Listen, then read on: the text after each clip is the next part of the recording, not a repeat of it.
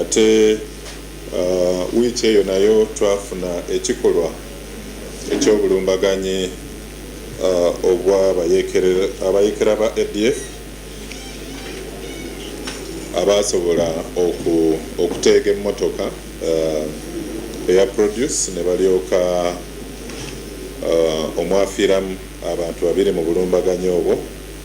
So bino biraga nti ebikolwa ebyobulabe ebyobutujju bikyaliwo mu ggwanga. Twagala okutegeeza bannayuganda nti poliisi n'ebitongole ebikuumaddembe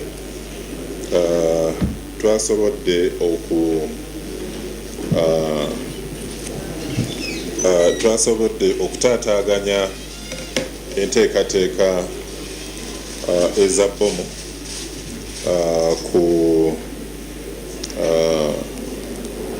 chaachi y'abalokole eya Rising Gospel Church ebamulaze ekibibi awamu ne chaachi eyokubiri eya Redeemed of the Lord Evangelistic Church e Katende.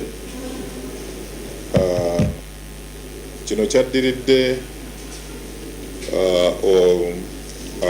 bapasita omuli Pastor Kamomo Sam owa Rising Gospel Church okukubira poliisi oluvannyuma lw'okuteebereza nti ebimu ku bintu bye baafunye mu church okuva ew'omwami omu gwe bayita Ssemwanga byandibeeramu obulabe obwa Bomu. Mu bwangu ddala poliisi ebutambala nga ekulembeddwa DPC basobola okukozesa obwangu ne bajja bafulumya abantu bonna mu church zino ebbiri ne basalako ekifo basobole okwetegereza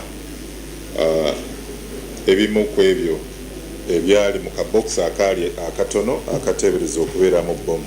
Kwemulugunya okwali kwetoololera ku Kibbante mu kitundu ekya Rwizi Kazo ne Kiruhura. Twagala okutegeeza bannayuganda n'abalunzi mu districts zino ebbiri nti ababbi b'ente be twakakwata bakawera 44 mu bano 23 be bakatwalibwa mu kkooti ate 21 tusuubira okubatwala mu kkooti olwaleero.